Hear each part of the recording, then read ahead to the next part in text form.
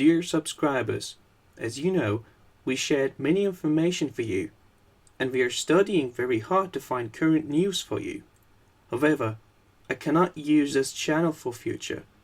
Please follow our new channel called as Daily News Report and watch our video to support us. Link in description. Also, you can reach the video we shared on Daily News Report by clicking on the top right button. We highly recommend watching, subscribing, and sharing. We will continue to share some news on this channel, but we take precautions against some situations for future. Thank you for supporting us. Lowered to 3.3. She's going to lower it again next week, but I think it's growing close to zero. Look, you have to understand really what's happening, Dave.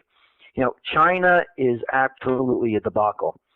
55% of Chinese GDP was investment, but it wasn't the investment that you would get from the private sector causing viable growth. It was non-productive, fixed asset bubble building through raising debt. In fact, the debt in China is up to $29 trillion.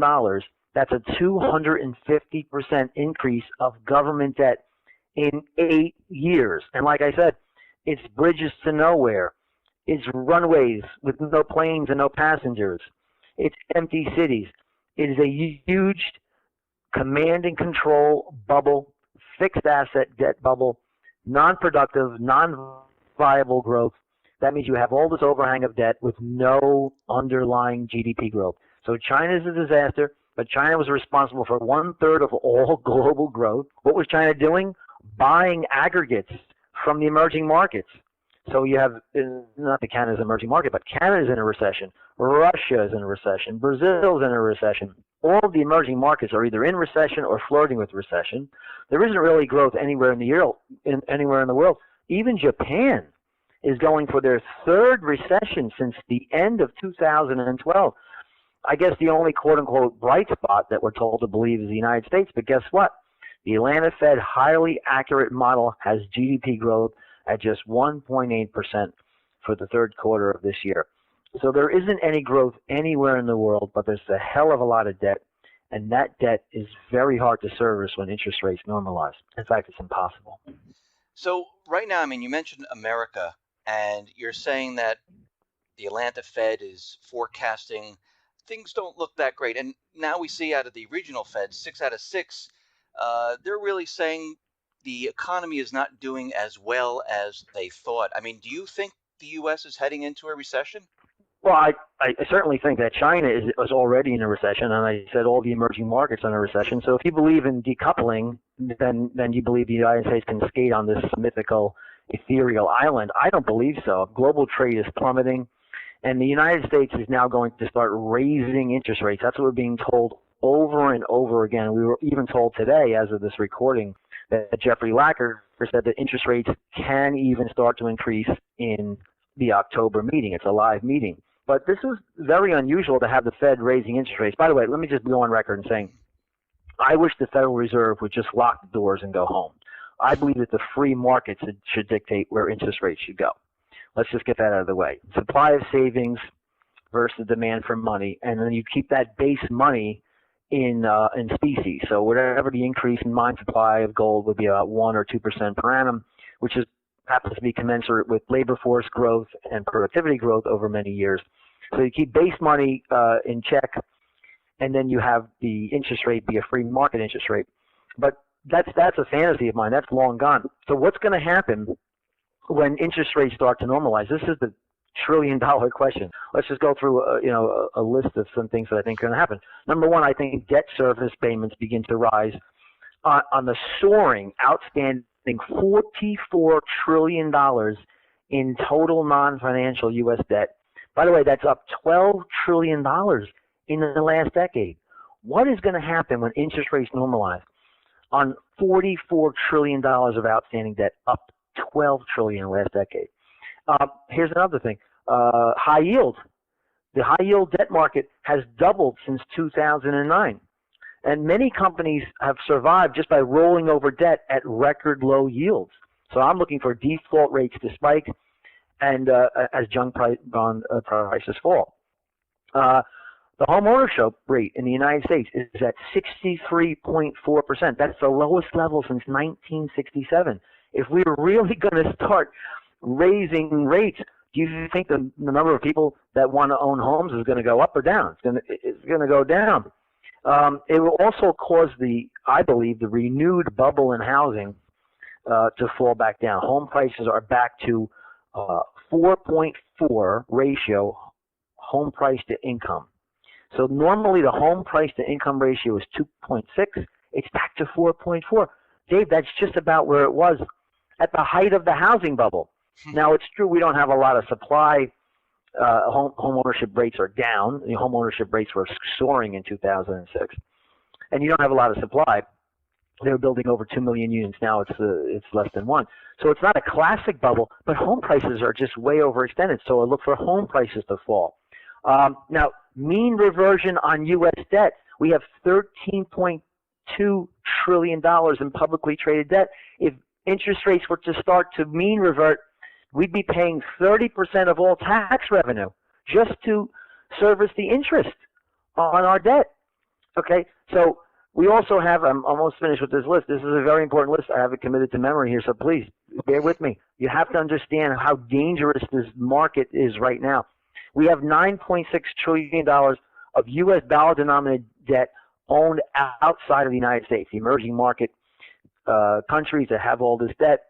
They borrowed in dollars, and guess what? Their currency is rapidly declining because of part and parcel because of what the Fed has threatened to do, and it makes paying back these loans very, very difficult. Who owns all this debt, and what's going to happen when they become insolvent?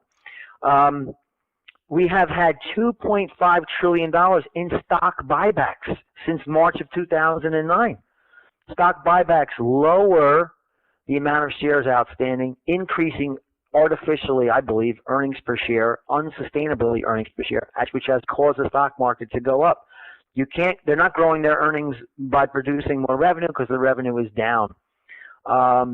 Now we also have to talk about the hundreds of trillions of dollars of interest rate derivatives. These are credit default swaps and interest rate swaps that will become insolvent. And finally, pension plans, public and private pension plans are supposed to have an annualized return of about 8 to 9%. This is how they claim to be solvent, but they're being underfunded. They don't have the money to fund these pension plans, so they're pushing out the proposed annualized return goals every year. We're up to 9% now to have the pension guarantee corporation solvent. But guess what? The Dow Jones is down to a 2-year low. If the Federal Reserve starts at normalized interest rates, all those things I mentioned before collapse. And there's no way you're going to get 9%. You're going to get another occasion where major averages drop by 50% like they did in 2000 and like they did in 2008. So the idea that the Fed can normalize interest rates with impunity is absolutely ridiculous. This is why they've been at 0% for 7 years. They're petrified to start raising rates. There's nothing in the Fed, the FOMC minutes to ever indicate they're going to go one and done. This is a cycle of interest rate increases which will flatten out the yield curve. The spread between the Fed funds rate and treasuries right now is about 2%. It's normally about 3.75%. In other words, what I'm telling your listeners and you, the yield curve will flatten out very quickly, and we're looking at going into the Great Depression Part 2. So what you're from everything that you just said, and I just want to be clear on this, is that you don't think that they're going to raise interest rates. Because let's talk about that, Dave. Let's see what I think is really, almost irrelevant. You have a bifurcated schizophrenic Fed that comes out in September when they're supposed to raise and say, we're not going to raise. We're worried about what's happening in China. And then the next day you have a plethora of Fed lackeys coming out telling you, we're going to raise next month. We're going to raise by the end of the year. Don't worry about it. So they really don't know what they're doing. They're data dependent. But what data are they looking at, Dave? These are Phillips curve junkies. They believe that inflation comes from too many people becoming productive. Imagine how anathema that is to to a person who's unemployed, a skilled person of working age who wants to find viable, gainful employment, who's told that if he gets employed, that will send inflation soaring, and the Federal Reserve has to do everything they can to make sure that the unemployment rate doesn't drop below 5%. I mean, this is completely ridiculous. Inflation does not come from too many people working and becoming productive. It comes from when the market believes that the money supply growth rates will become intractable. It's when the market loses faith in a fiat currency's purchasing power. That's always where inflation comes from, and that is the only place inflation can come from. But the Fed is looking at a Phillips curve model. They're looking at the U3 unemployment rate, which is now 5.1%, and they're so worried that if it goes to 5%, inflation is going to come from out of the woodwork. It hasn't happened yet. There is no labor inflation yet, but they're worried about it. So I believe that they may. This is my belief. I believe they may start to hike rates maybe once or twice. I don't know when. Maybe the end of the year. Maybe in March. But I also believe that if they do embark on a rate hiking cycle, and nobody knows, you can ask me, you can ask anybody. They don't even, if you ask Janet Yellen and gave her sodium pentothal, she doesn't know. She does not know. She's afraid to raise rates, but she really wants to raise rates. So she's data dependent. So here's what's going to happen. The data is going to fall apart, and the Fed's not going to be able to move, but the stock market's going to crash because we have no revenue, no growth, and the stock market at all-time record highs. As of August, the stock market was off the charts. If you look at valuations that really matter, if you look at market value to revenue, if you look at the CAPE ratio, if you look at the Q ratio, if you look at total market as a percentage of GDP, total market value as a percentage of GDP, all those metrics I just mentioned are either at or very close to the all-time high. They're off the charts. So you have no growth, the market's going to crash, or alternatively, the data is not going to fall out of bed, and the Fed's going to slowly hike interest rates until it does. So it's not a very sanguine environment for stocks right now, and we're very cautious here as we manage money at Pento Portfolio Strategies. I mean, from what you're saying, I'm getting it doesn't matter what they do. If they don't, or if they do, things don't look good. Is that what you're? I mean, that's what I'm getting. That's what I'm saying. That is exactly what I'm saying. I don't think if you look at a chart of the monetary base or Fed credit, all these iterations of QE. So in 2008, the Fed's balance sheet was about $700-800 billion. It's now $4.5 trillion. And if any of your viewers want to find a chart of the monetary base, and then overlay that with a chart of the S&P 500. They'll find the R-squared correlation there to be very, very high, almost 1. And when the Fed stopped QE in October of 2014, that's when the market peaked. So without QE, the market doesn't move higher. And even in areas of the globe where QE is still in practice, in Europe and in Japan, the market, and in China, the market is still rolling over because the idea of QE was we're going to buy assets that exist in banks, and then those banks are going to take that new Fed money or central bank money and buy more assets. And those assets are going to be mostly stocks and bonds. But they weren't going to make loans. They couldn't make loans because, as I mentioned before, the consumer is debt disabled. They have $14 trillion in debt. The debt-to-income ratio is still way off the chart. They don't have the balance sheet to take on more debt, really. So what they're doing is building a trenchant gap between stock prices, bond prices, and GDP. So sooner or later, that has to resolve itself. You can't have stock prices going up to the moon when you have GDP flattening out and real incomes flattening out. But we have to bridge that gap. So just the fact that the Fed is going to be on hold, no QE yet, but just on hold, I don't think is going to be enough to save the stock market. Because the reason why they're going to be on hold is because I believe, and this is very likely to occur, that the unemployment rate stops going down but starts to go up. And if that happens, there'll be no interest rate hikes at all, or maybe the 1 or 2 that they've already done. And then the stock market collapses. So I'm not a bull on the stock market, no, Dave, not at all. So for the everyday person, are we seeing a repeat of 2008, or is this going to be worse? Well, eventually it's going to be much worse.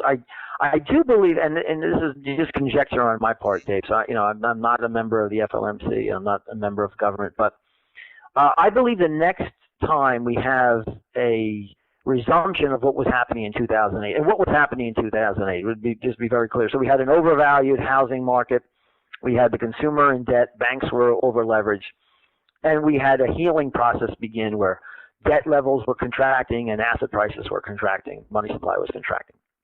But that was truncated, that was cut off by HARP and by TARP and by all these acronyms to help homeowners, by 0% interest rates. Interest rates were taken from 5.25 to 0, and massive money printing. Like I said, the Fed's balance sheet went from 800 billion to 4.5 trillion. So that they completely stopped that from happening. What are they going to do the next time that happens? What's the next trick in the Fed's basket? They can't lower interest rates anymore. All they can do is go back into quantitative easing. And as I stated before, the effectiveness of that is definitely in question. Let me ask you, I mean, we're seeing commodity prices right now at panic lows. I mean, it doesn't look good. And we see Glencore and there are a couple other financial institutions having troubles. Do you see another Lehman type of thing happening from all of this that's going on? Well, first of all, you said the panic lows. I use that exact language in one of my commentaries. The commodity prices are telling us something. They're at the panic lows of March 2009 and still headed down. And it is not a situation where you can say, well, we found this huge supply of oil and oil prices are down. There's 19 commodities in the Reuters Jefferies CRB index. And if you look at that index, it's at the record. It's at the lower than March 2009. So that's telling me that these commodity producers in emerging markets that have dollar-denominated debt outstanding are going to declare bankruptcy. Now, who's on the other side of their credit default swaps? Who's on the hook? Who owns these bonds? What bank? Nobody knows. No one's really interested in letting people know. But like we found out in 2008, and they say this, I hate these trite expressions, but when the tide goes out, you find out who's naked. Well, we're going to find out who owns all of this debt, who owns the credit default swaps when they declare bankruptcy. And they will, especially if the Fed starts to actually embark on a rate hiking cycle, which is going to put more pressure up on the dollar and make it much harder for these dollar-denominated loans to get paid back. So we're in for a very rough patch here. We had, pretty much 7 years of, buy the dip mentality. That changed on August 17th, and I think now you have to sell short the market, and I've done so in Pento portfolio strategies, and I will continue to sell short the market as they call sell the rip strategy that we have here. So I mean, I hear other financial people out there saying that no, don't worry, this market is not going to go down. It's actually going to surge to 20,000. Yeah, I have to laugh. Well, you know what, Dave, not to interrupt you, but I don't place any credibility with anyone who's a perma anything. I'm not a perma bear. I'm not a perma bull. Actually, I'm a perma realist. So, what was Professor Siegel saying in 2007? What was Tom Lee saying in 2007?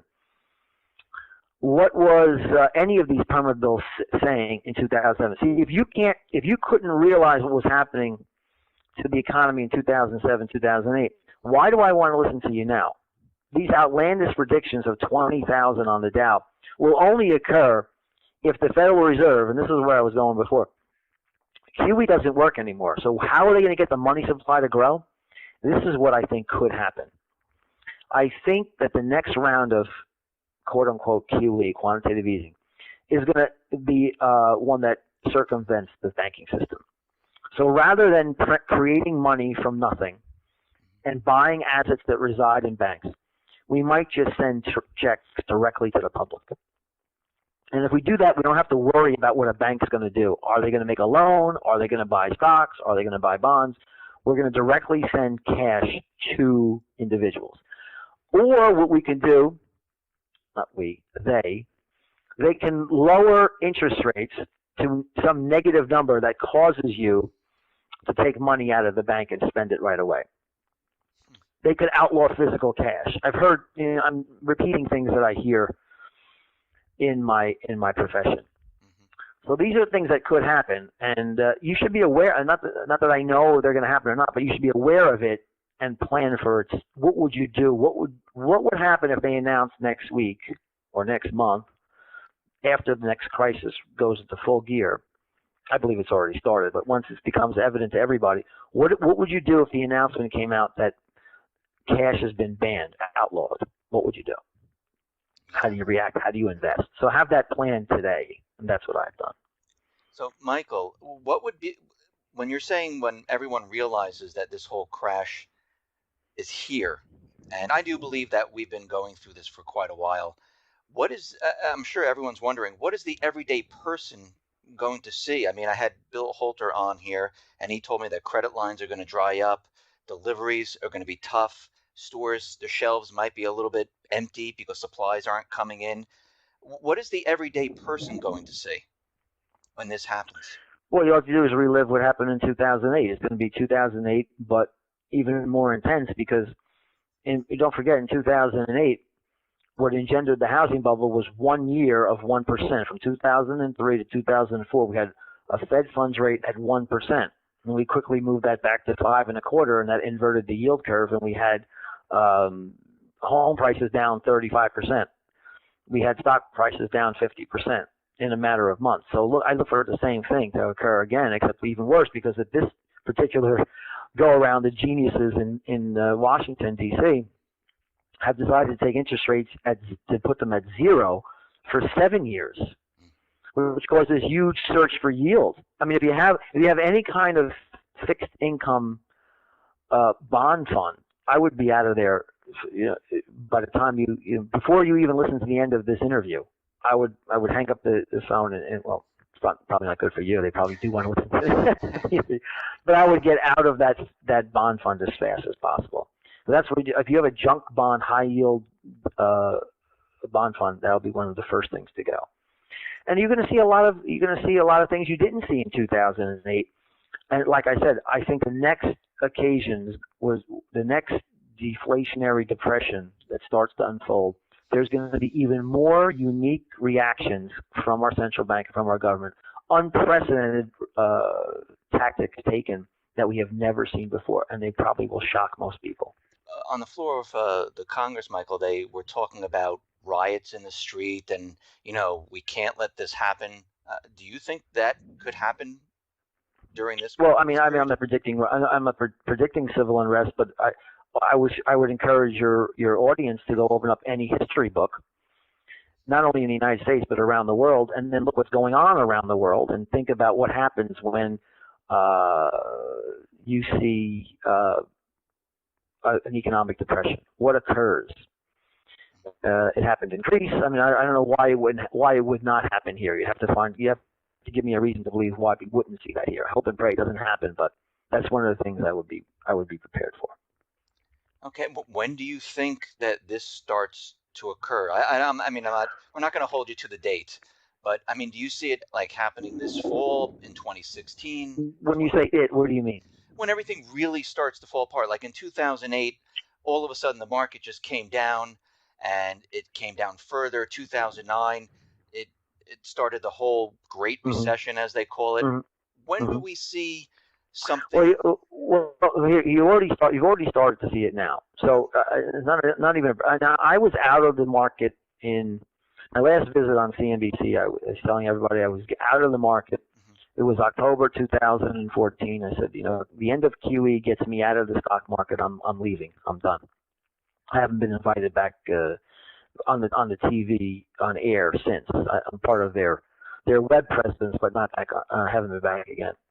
So I think it's already occurred. I mean, to me, the ensuing deflationary gravitational pull on the economy and markets has already started to resurface.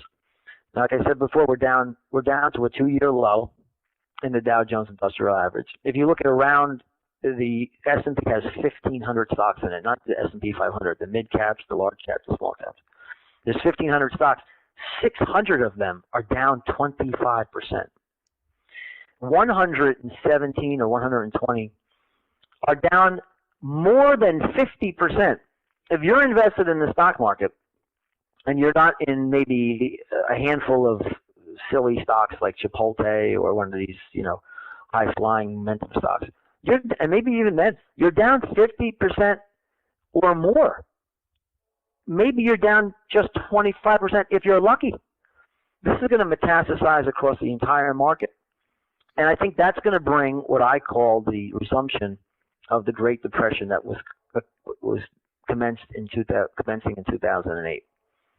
So it's happening right now. Now you have to ask, this is I'm certainly not an oracle, but I'm going to predict that as a result of this stock market and economic collapse, you are going to see unprecedented action from the Federal Reserve, from global central banks, and from global governments. If that is effective in keeping the deflation in abeyance, I'm predicting an unmatched, unprecedented bout with inflation in 2016, 2017. And if I'm correct about that, then the ultimate unwinding of that credit and debt bubble will be exponentially worse than the Great Depression, and that will probably be 2018. But that's probably the long-term scenario. Much more likely is that central banks are unable to or unwilling to reflate the economy, and we have the continuation of the Great Recession, which was 2008, and that has already started. Michael, thank you for coming on the